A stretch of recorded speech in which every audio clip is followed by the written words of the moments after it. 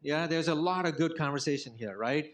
Plenty of brand, performance, media, one sort or the other, data, optimization, this, that, and everything else. There's just a million different things to worry about these days. Advertising is too complicated, right?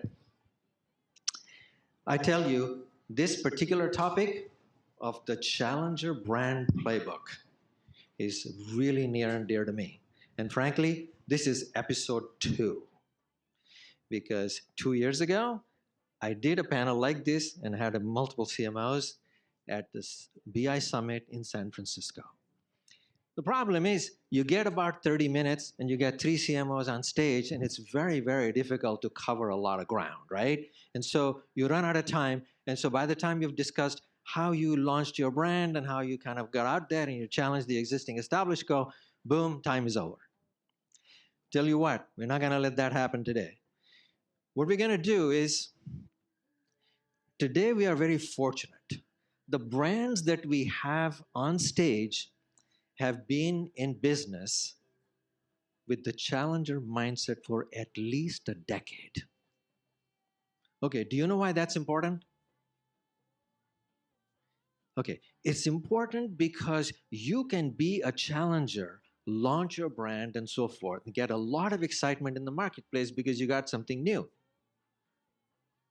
But think about it, 5 years, 10 years, 20 years later, can you sustain that?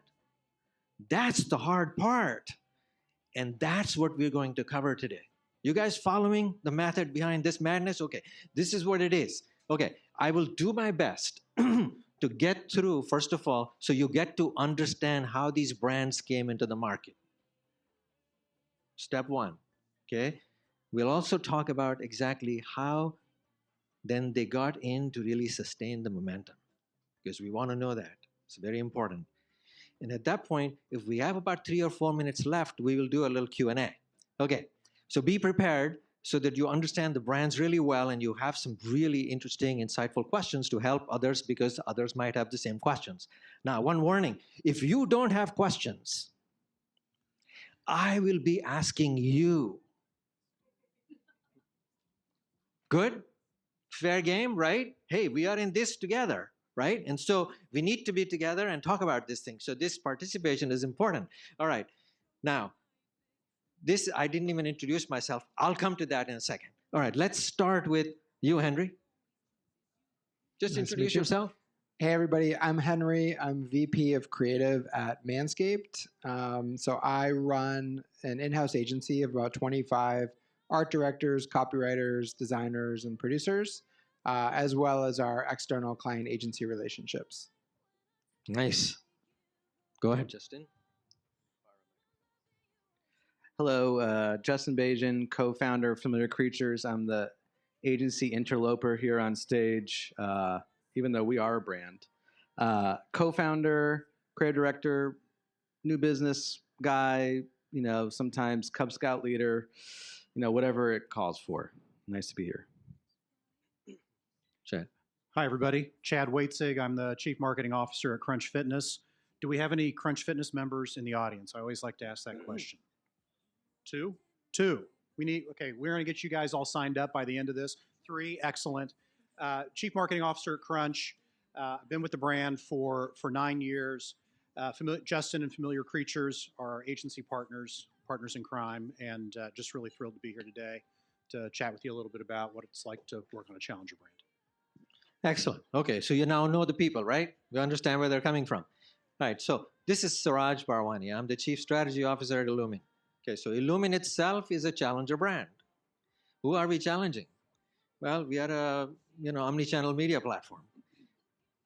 But 5 years ago, we had the courage to be the challenger to some of the biggest platforms in the market. Google, Meta, Amazon, you name it, right? The walled gardens. And so it was great fanfare, very exciting. We got lots of client interest and everything else. 5 years later, how do you sustain that momentum? So what did we do? We recruited our new CMO, Bridget, who's sitting right here. Raise your hands. Yeah. And so she's bringing some amazingly new energy to revive this brand. And our revival campaign is live this week. It's all around Ad Week out there, and you might even see it. Okay? All right. So that's really why all of this interest that's kind of in there. I will start with you, Henry. Okay, 2016. There is a lot of interest in this whole topic about the grooming gap. Okay, what is that, and how did Manscaped really discover some unique insights about the male grooming practices or not, whatever they may be, that allowed you to really launch Manscaped? Yeah. So, are you all familiar with Manscaped? Okay. Yeah, we're most known for a ball trimmer called the lawnmower. Um, so back to 2016, men were grooming down there, but there was no tool made for that. They were just grabbing their beard trimmer or their hair clippers or that like blue disposable razor that they had in their cabinet and just kind of going at it. And it was a bad experience. So our visionary founder, Paul Tran, he saw an opportunity. He saw this gap, this white space, and he said, what if we made the right tool for the job? So enter the lawnmower. It has skin-safe technology, so you're not going to get nicks and cuts. It's waterproof, so you can do it in the shower, easy cleanup. And it has an LED light, so you can actually see what you're doing. So it's like those simple innovations led to a product that filled this white space. So that was the beginning. That was like, okay, now we have something that serves this need. Next was, how can we get people talking about this? Because men were not saying like, hey, Justin, did you shave your balls today? It just wasn't something people were talking about. No comment. So we decided one way we could get people to talk was to just create funny content. So we started, we created our brand tone, and we made funny grooming content, and we would put it out in the world and see what stuck. And men would all of a sudden start sharing it, and start the group chat and say, "Hey, check out this Manscaped. This is super funny." And without knowing it, they started a conversation about male grooming below the belt. So that's what got Manscaped going and led to our early growth. All right, exciting. So you know the routine, right? This is how a brand launches, finds a unique, creates a space for itself, and boom, creates content, which is all exciting. People like it, they share it, and do all of those things because it's all new and different, right? Exciting. You knew I was going to come to this, which was, so here we are, 10 years later, and you happen to be in the hot seat now. You need to figure out how to create this and sustain the same momentum, same energy for this brand. And so, what do you do? Yeah, so to continue growing as a company and a brand, we had to expand beyond ball grooming. There's a whole wide world out there. And, the problem is, as you go into other areas of the body, like, beard trimming and face shaving and head shaving, there are a lot of competitors already there. You got the Gillettes, the Bronze, Philips, like massive companies that have been around forever. And so what do you do? And we're still a private company, so we're like very small compared to them. So our approach was, how can we maintain and sustain that same tone of voice, but bring it to this category and challenge these legacy players? And one thing that we thought was important was like, is there a cultural tension that connects from where we've been to where we want to go? We think of it as the ball trampoline, like something we can jump off of. And we came across this issue of dick pics, the dick pic epidemic. Like, people are sending dick pics. Why are they doing it? It's a terrible idea, but it happens. And we thought, now that we have face tools and you can make your face look good, why not send face pics instead? That's the campaign. And we know this can be a very traumatic thing for people to receive unsolicited. So we didn't want to make light of that. We wanted to treat it very respectfully.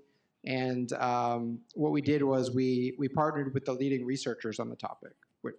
exists. There's a research lab in Canada at KPU, Canadian University, and they study this. And what we learned was men send dick pics because they think it's a good thing. They think it's like gonna be attractive and they're flirty and they might get something back.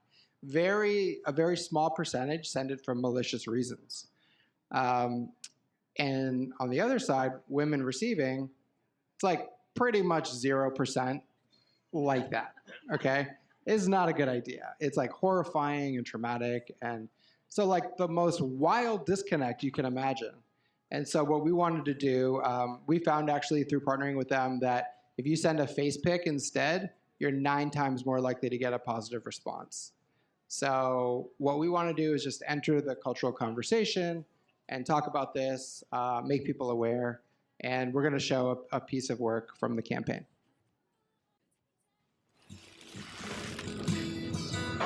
Son, what are you doing in there? Son?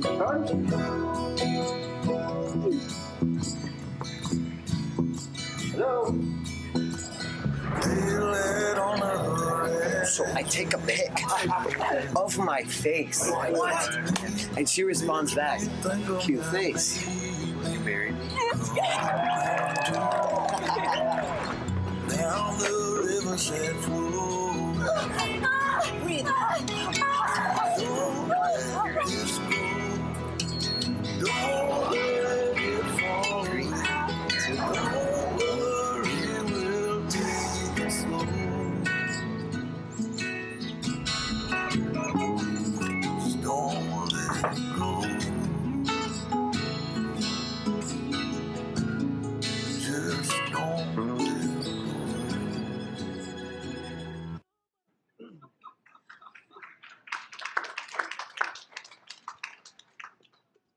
That's your story. That's the story, and it's resonating, and we're very excited about how it's being received. I think one of the things I take away, and I don't know what the takeaway is here, is there's this constant hunt for cultural tension. Wherever that tension exists, you have to be on top of that. Whatever relates with whatever your brand is about, and that's really what you need to be on top of all the time, right? That's really it. Absolutely. So that's one of the ideas that we take away today, right? Okay, Chad, I'm coming to you. We don't have studies like they do. I'm just going to say it like this. So what was it that enabled Crunch Fitness to really enter this whole gym category? What it is that you do different? What did you do bring to the market, which was so novel? We just want to know. Our audience wants to know. Yeah, so I actually think it's 2 things. So we've actually had 2 launches of the brand, and both times as a challenger brand. You want to keep the mic a little bit? Yeah, can you guys hear me? Is that better? Okay. The most recent launch happened for us in 2010, and it was driven out of bankruptcy. We actually launched as a business in 1989, and we were truly a challenger brand. So if you looked at fitness at the time in 1989, in the late 80s, it was all very serious, intense, and our founder really had 2 fundamental consumer insights that drive our business today. So everything we do starts and ends with the member, always has. Gyms are intimidating places for most people, and that the motivation to work out is really, really hard, right? No one ever leaves the gym and says, God, I wish I hadn't done that. But how many of us have have skipped the gym and said, damn, I wish I hadn't gone. I wish I had gone. Wish I hadn't skipped. The motivation is hard. So he realized that human beings like doing what's fun, right? Generally, we continue to do things that are fun. What if I could make the gym fun? And that's how we got our start. We started here in the village in 1989 as an aerobic studio with some crazy, outlandish classes, right? That were very different. And we grew to about 35 gyms during the 90s and the 2000s. We were a brand that punched above our weight. We had cultural relevance. We were in the cultural conversation. And then the Great Recession hit. And it really decimated our business. But we were this kind of challenger brand. And we had a decision to make at the time. What do we do to pivot and grow coming out of the Great Recession? Well, we had this really interesting consumer proposition. We had this really interesting business model, and we thought if we could, and at the time, the dominant player in the fitness category was a brand called Planet Fitness. I think you guys probably have heard of those guys. And they were priced significantly lower than where we were. And we thought if we could adapt our model, don't change it, but adapt it to work at a $10, $15, $20 price point, that we could really disrupt the category. And so that's what we did. The other thing that we did is we began franchising. So having the capital to grow, we would have been maybe at 50 units, 60 units. But by franchising, we were able to really accelerate dramatic growth. And so for us, it was, we're going to continue to do things different. We thought we had a better recipe than what Planet Fitness offered. And that's what we've been doing since 2010, and we've had lots of success. You know, a stat I always find amazing, and it really comes from our franchise partners, is that it took us about 28 and a half years to reach 1 million members. It took us 5 years after that to reach 2 million members.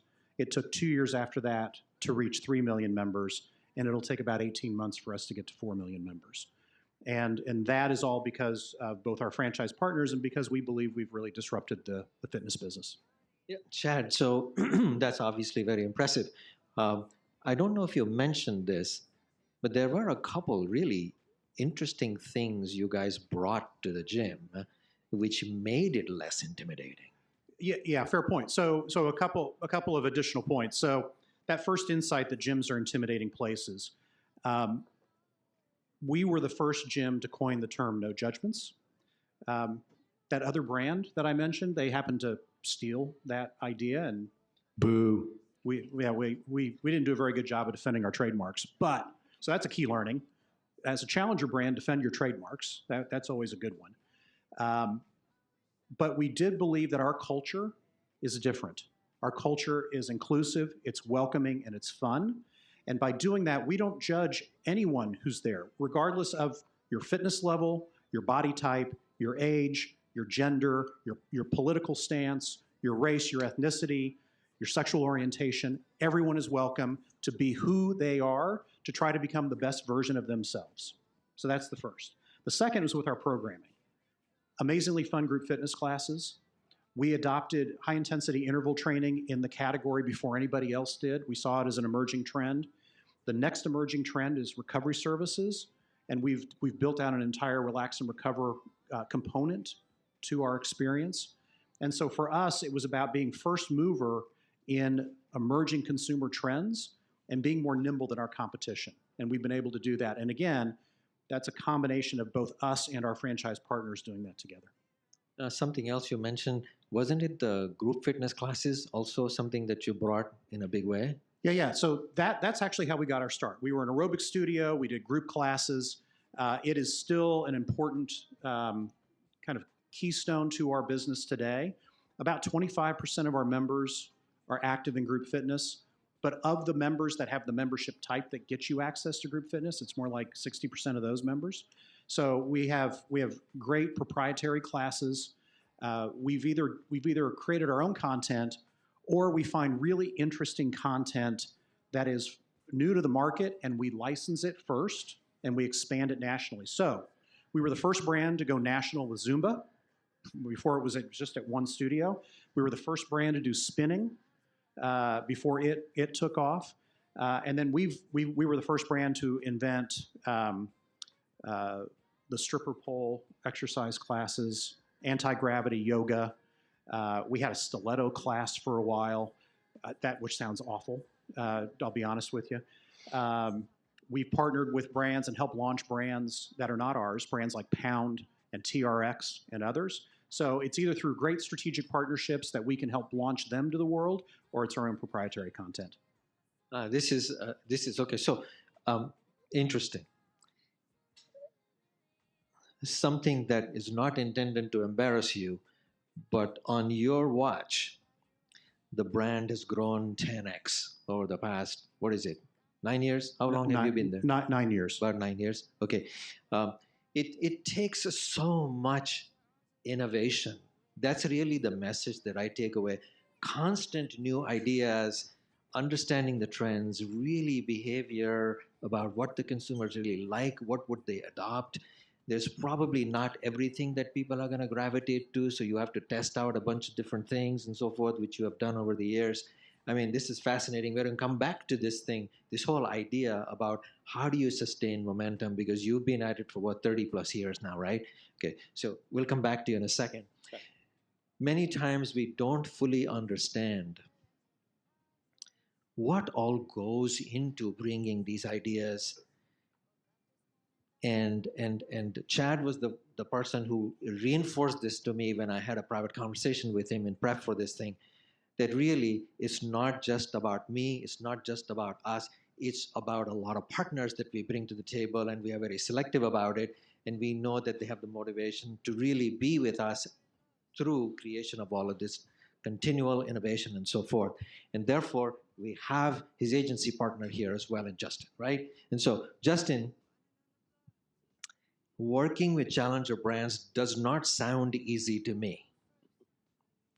So what's the appeal for you to be engaged in brands like this? Thank you, Seraj. We love the chance to be bold, disruptive, all those catchphrases. When you think of marketing, especially big brand behemoths is what we call the market leaders, mostly they're trying to mitigate risk. They're trying to not F up the brand equity, the number one spot that they have. Challenger brands have to constantly be courageous, deft, nimble, smart. They have to do so many things because they don't have the budgets that the marketing leaders have. So it kind of self-selects those brands when we want to talk to them, because we're both aligned on what needs to be done. And that's what we love to work with. I mean, heck yeah, I would answer the phone if Coca-Cola or Walmart called. But I don't think I'd have as much fun working on a challenger brand thinks more like a pirate, more like a maverick, and comes along the side instead of doing things top down. No, I think that makes so much sense. We are so inspired because here again, our marketing team set us up at Illumin. We call ourselves the underdogs. And this whole mentality of being the underdog just brings a whole new level of inspiration and a spirit and in you that feels like, okay, we have nothing to be fearful of. We're afraid of nothing. What can we lose? Let's just go for it, right? So that whole energy that it brings is just fascinating for us in the way it motivates us to really do things that we would otherwise not think about, right? Okay, so let's get specific now. I hope you don't mind speaking about this in front of your client. What was it like? Because it seems like this brand is not like classic DTC single segment brand that you can go crazy and do all of the things that you want to do. We're talking about a franchisee base here, for God's sakes. 500 plus months, tons of different types of owners, different regions, different ways of doing things. How did you figure out a way to sustain momentum here working with the team? Yeah, we got strategic. So we started working with Crunch on a project basis, and it evolved to an agency of record relationship. And with that investment that Crunch made, we evolved from just doing fun TV commercials to getting into the nuts and bolts, the nitty gritty of the strategic foundation of the brand. And like you said, it's a brand that has not just the marketing team, not just operations. 2 years ago, they had 2 CEOs that handled different sides of the house, and then about 480 princes and princesses that run all the franchises who are very smart and entrepreneurial and are predisposed to hate anything that we came up with for them. So that was cool to have some therapy with them and field their questions and actually comments about the bad job that we've been doing, but to get some insights. And so the one word is alignment. How do we get everyone aligned? And so that's just going all the way down to the foundation and doing a brand strategy workshop, coalescing around positioning, purpose, these foundational brand house things you would see in like a Coca-Cola brand house, and getting everybody in the room together to agree and also sort of collaborate along the way, instead of it being just having this slick agency agenda where we're just pushing stuff on them. So it's something that we all created together. And then if you see the work, it all comes from that strategic place. It's not just having fun. It's actually being strategic and living out that brand purpose. So alignment. And it takes years. It takes investment and trust. Yeah, fascinating. Tell us about the work that you guys brought to the market just recently. I think, Chad, you were making reference to that. What was that all about? And how did you create? I mean, we know the process now that you went through, but once the stuff like that comes out, how do you make sure that everybody's kind of on board and really, so much about marketing campaigns and branding and all of that. I'm learning now too, as we are going through it, is everyone believing in it, right? It's like, okay, you might have had disagreements of one sort or the other, but once you're going to market, man, you are in it all the way through. How did you get there, and what was the accomplishment there? Yeah, please. Yeah, Chad, go ahead, please. Why don't I start? I'll let you bring it home and take all the credit, but which Gladly. you deserve. But again, I said earlier that we start with the consumer. We start with the member, just like any of your businesses, right? You start with the consumer in mind. And so together, we did a lot of research on our target consumer. So our target consumer, we call them young, strong, and social. Their age is 18 to 39. They're active. They make fitness a part of their lives. And we did a deep dive into their motivations and their barriers to working out.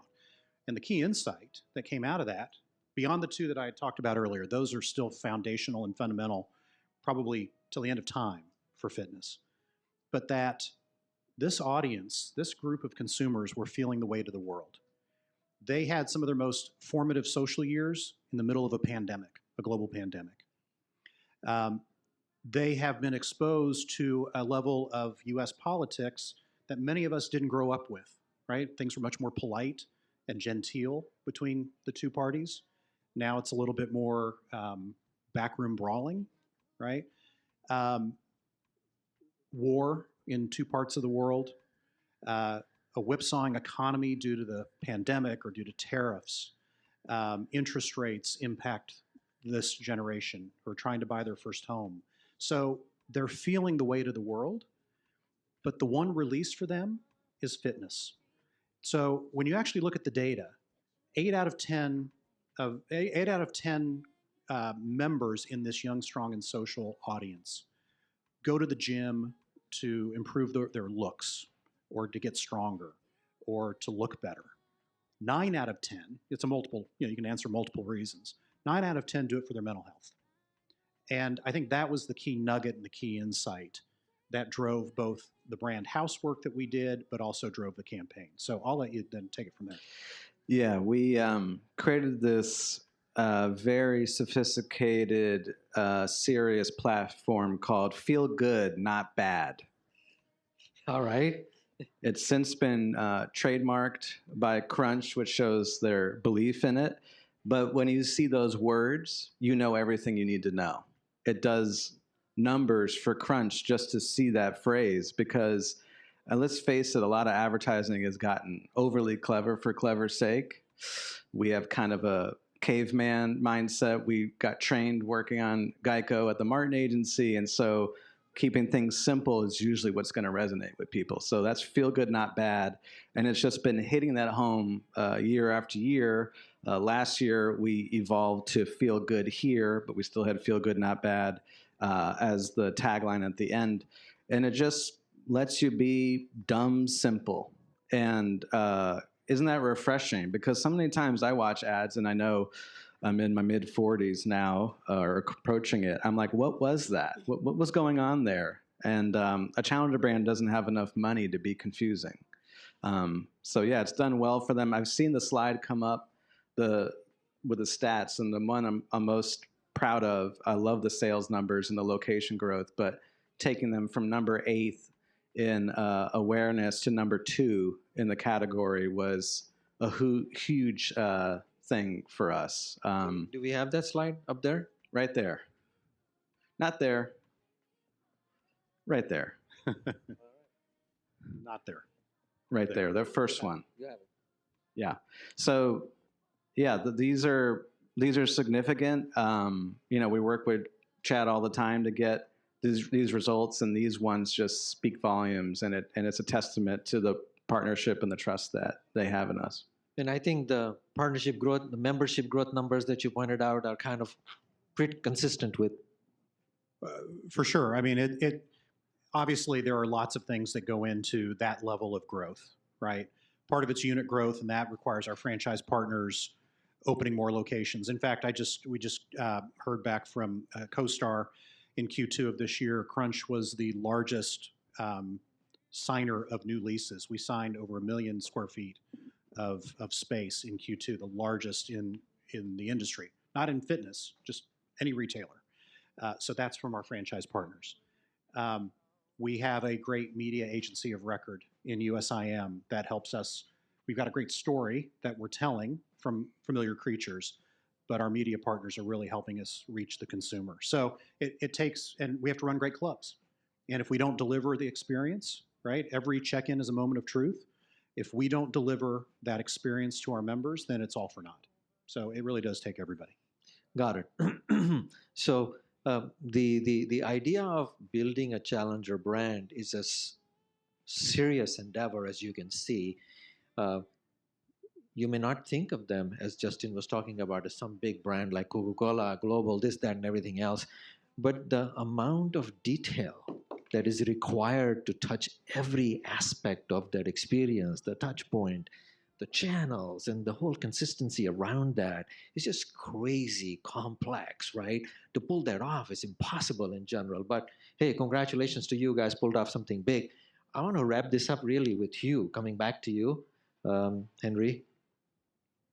A lot has changed in your business too, and I want the audience to learn, like when you move from being that early stage to being a more mature company, right?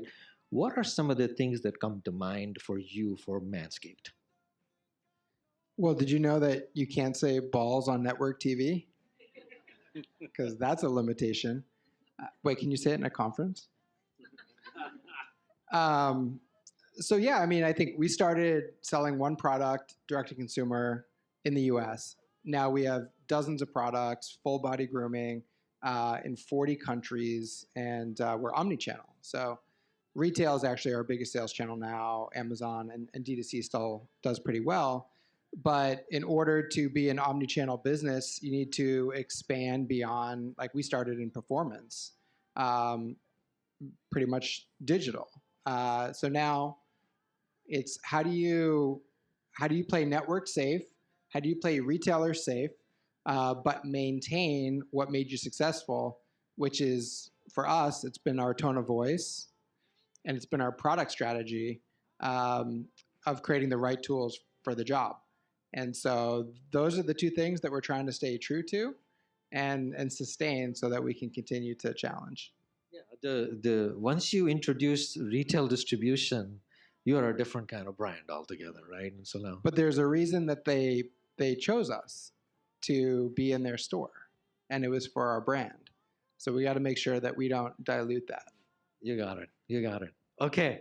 All right. So I've covered the bases in terms of what I needed to, and I was afraid of the time. But we do have about 3 or 4 minutes. Or 40 seconds. No, we have time. No. Oh, no, he's got more. Okay. No, the MC actually promised that he will give me some spare minutes. But that's assuming you have questions. Remember now, I explained to you what we're going to do, and we've covered the bases. Do you have questions? Yes. Go ahead. Are you an influencer? Is that what you're asking? No, just kidding. Yeah, it's been really successful for us. I think when you start in the digital space, especially as like a D2C brand, we've probably all been burned by like these impulse buys on Instagram where like, oh, that looks cool. I'm going to buy that pan or whatever. And then it's like not very good. So you have the trap of like falling into and being like a social media brand. And I think influencers and podcasts that have developed great trust with their communities has helped us unlock and and convey the message that we're actually also premium products, quality products that they've had a good experience with. So it's been a successful strategy and one that we continue. It's a good question. Yeah, thank you. Anybody else? Understood. Did everybody hear the question? Okay, this is a very important question. This is a great question, really. What he's saying is that just because you have now developed yourself into this challenger brand, which is constantly challenging the status quo in the industry, right? Does that mean that you are constantly on the hunt for also media channels that open up new spaces and so forth, so that it keeps reminding people that we are different, right? That was the question, right? Yes, excellent. All right, you guys want to take it, Chad? You want to? Yeah, I'll take a first cut. So we are always testing and learning to find what's next. We have an omni-channel approach to media, traditional top of funnel, but very little TV, a lot of CTV, YouTube, TikTok, a lot of video, because that's still the most efficient, effective way to reach large numbers of people. We test and learn with influencers. Admittedly, that's been a hard nut for us to crack, because oftentimes we become the venue for the influencer, not the brand of choice for the influencer, right? So you got to make sure the storytelling's right. And our social media team, they work really hard at that. Social media is an important part of what we do. We have the best engagement in the business, in the category. We're 11 times better than the next closest competitor in terms of engagement on social media. So that becomes an important platform for us. We're about to test with Twitch. We've never done Twitch before. We're about to test with Reddit. So we do look at other channels as well, but the other challenge we have is that our budgets aren't as big as the top players. So we have to be very selective. We want to learn quickly, and if we fail quickly, that's okay. We're going to pull those dollars back and we're going to redeploy them somewhere else. Henry, anything to add? No, I think you said it perfectly. We'd love to be where others aren't. We also need to make sure that we're delivering on the goals. So as we shift from like bottom of the funnel and performance to more upper funnel, there are some channels that just make a lot of sense for mass awareness. So we got to compete there. But even within that, are there ways that we can zig while others zag? I think we all saw in the Super Bowl in the past few years, like, Reddit had a really interesting one, Coinbase with the moving QR code. So those didn't compete at like the budget levels or celebrity names or, faces that others did. They did it differently. So I think those are the types of things we're looking at. So you're the one who brought up the Super Bowl. I'm not going to ask anything about it. But anyway, you get the idea, right? You with me so far? This is the Challenger Playbook. Not only how you start, but also how you sustain. This is the whole loop, because that challenge just continues all the way through. You are a very generous audience. Thank you so much. Appreciate it. Thank you. Thank you.